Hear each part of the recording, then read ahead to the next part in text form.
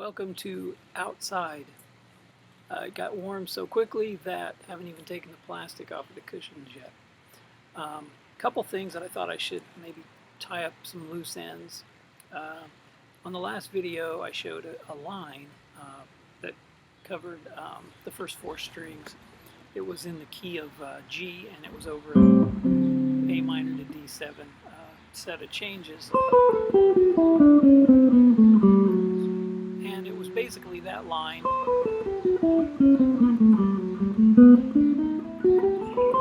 That was a little bit of a combination of two things. However, if we're going to adhere to this this line where we're playing the passing tone between the D and the C of our D7 chord, and then ascend back up through the same material,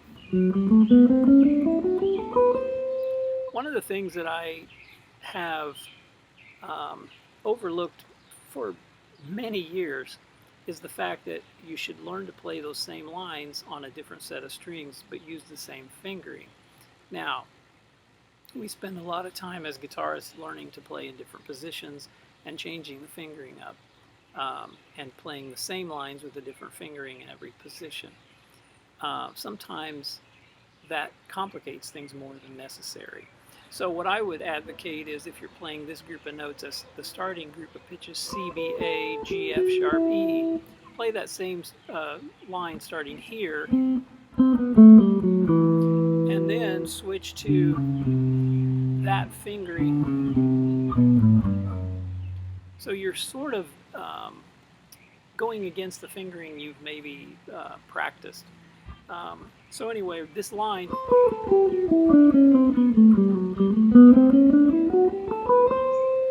down here, same fingering, but again, some of the shifts have been moved or maybe taken out because we're not spanning that second to third string.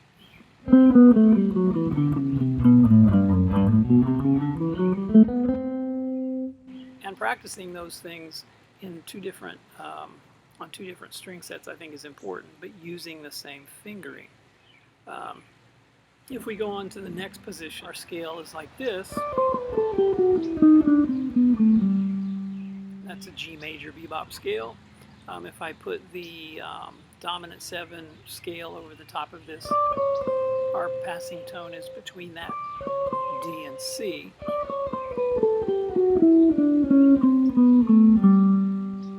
Now if I play all of that down an octave,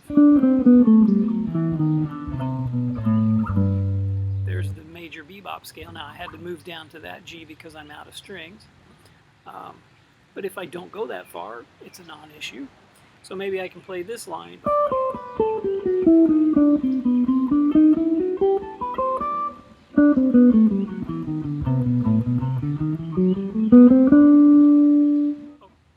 Over the dominant chord, you might play.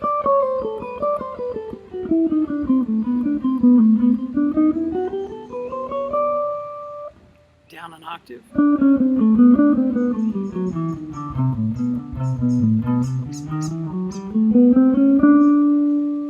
So playing those things on different string sets but using the same fingering, I think, is important.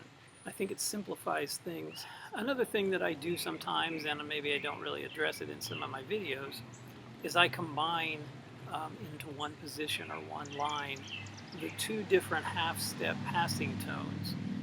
So sometimes I'll combine them this way. In G, over the A minor to D7 change, I might play this passing tone on top. That's between the D and the C, between the root and the 7 of my dominant 7 chord. And when I get to this string, I'll play that note because it's convenient, because it just lays well under your hand. I might play something like this.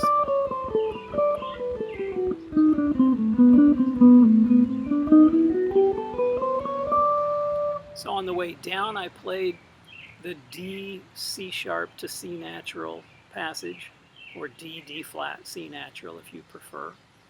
And then whenever I got to the E, E flat, D passage, I used that as well.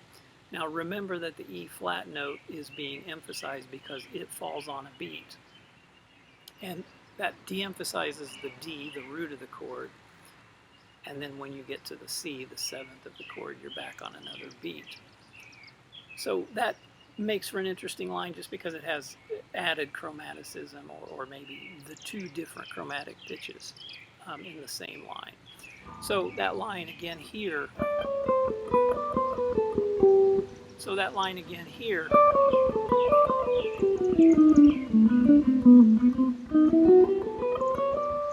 so that line again here,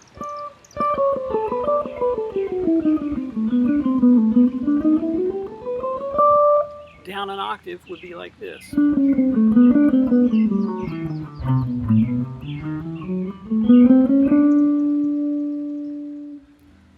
So I think that might be helpful to learn to do those lines, combining some of the chromaticism in two different approaches into one line, and also learning to move those things around an octave.